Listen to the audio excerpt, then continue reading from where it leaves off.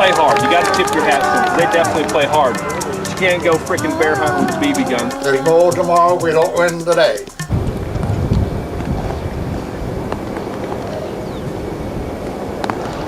I don't remember. Yeah, they come in low. That's right. Yeah, they come in like right over the field. Yeah. I'm sure if that's how the pilots got their name. That may be. I might have to ask them about that. Yeah.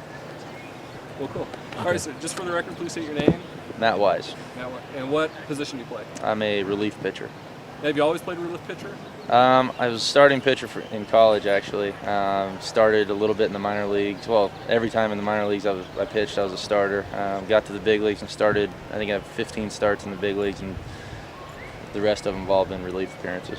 The actual baseball, as much as I remember the stuff off the field, like when we went down to Kenai to play when we were playing the Oilers, we had to stay in the Kenai Bingo Hilton.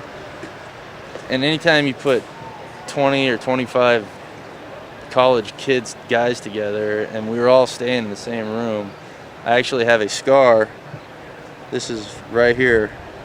I was thrown, we were wrestling, and somehow I ended up getting tossed into a trash can by Ryan Bradley, one of my teammates. We were just wrestling, we were just having a good time, and it was some of the memory. It was great. We actually went and played bingo with the people, and then we wrestled, and I'm surprised no one got hurt, but it was a good time.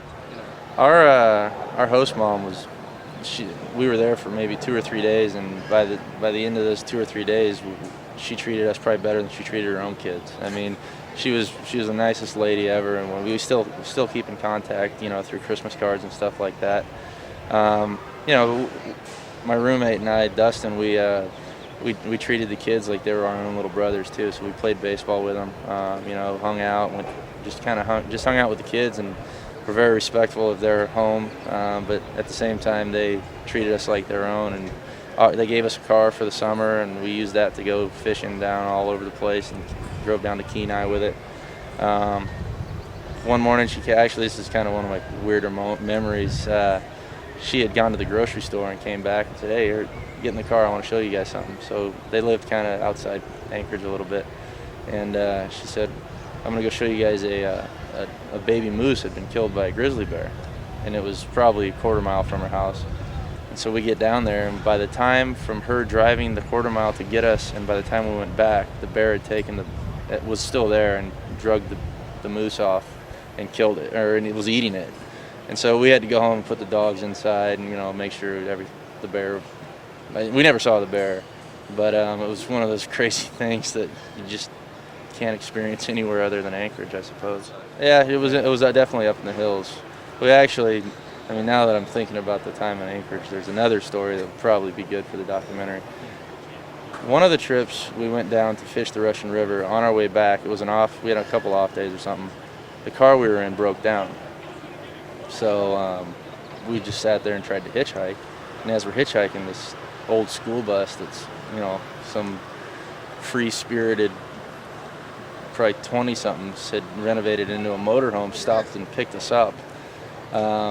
It had a different odor that probably wasn't of legal nature inside that bus, but they were nice enough. They gave us a ride back to Anchorage and did everything. It was pretty cool.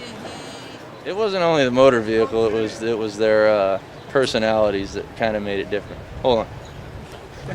We're making a thing about the Alaskan Baseball League. Nice nose. My goal as I was growing up was just to enjoy playing the game. I actually grew up here in Southern California, coming here to Dodger Stadium, watching games with my dad, and I just enjoyed coming with my family to watch games. But, I never had professional aspirations to play baseball. But when I saw it might become an opportunity, I might as well try it, and it's worked out so far. So I was with the Angels in the big leagues from 2000 to 2003, but always up and down from the big leagues to the minor leagues. Blew out my elbow in 2003 and got released by the Angels, and the Brewers signed me to a minor league deal, and got called up in May of '04 and have been here ever since, and feel really fortunate. It was really one of my best, most memorable summers. maybe it was just the perfect match for me. You know, I had my best friend with me, playing with a good group of guys, and the best man at my wedding was my roommate up there. He went to college with me. His name's Dustin Spencer, and so we got to spend the summer together playing baseball in Alaska. And there's nothing that compares to it. You know, the fishing was great. Just because it was a totally different thing. Not many 19-year-olds or 20-year-olds can say that, you know, I go to Alaska to work for the summer, and I really enjoyed just being out there, you know, driving around downtown Anchorage, and we had to stop because there was a moose walking in the street. And if there's anybody out there who has the choice, nothing against the Cape Cod League, but the Alaskan League for me, maybe because I just been kind of raised in the outdoors, and not raised in the outdoors, I just enjoy, you know, being outdoors. The Alaskan League is, you know, if anyone has a chance to do it, I would strongly suggest it. Family's huge for me, and my grandfather hunted, my father-in-law hunts, my dad hunts. We're just kind of hicks that grew up in Southern California. So a lot of people ask me that, how you got into hunting, and it's just really more about spending time with my dad, you know, and just getting out. And believe it or not, there's pretty good hunting in Southern California. It's just too many people. So now I live in Arizona, and believe it or not, there's duck hunting there, but it's just more of a hobby, you know, and I enjoy being outside. And I have 2 little girls now and a son on the way, and so they'll be hunting with me sooner than later. That's funny you ask. It wasn't really duck hunting, but at the time I enjoy fishing too, and I went up there specifically to fish. I mean, and I figured I'd pitch a little bit on the side, and we went down to the Russian River 3 or 4 times, fished there all the time. Or they call it the combat fishing for those red salmon, and enjoyed it. Had a great time. Had a good group of guys that I played baseball with. Made some good friends that I saw, you know, later in college, and when we went to play at Wichita State and a couple of the other schools. So I enjoyed everything. But really, it's probably one of the greatest experiences of my life, getting to see Alaska and actually, you know, doing it basically for free. We weren't really getting paid, but that wasn't an issue. Baseball was great, but just being in Alaska was probably the primary deal.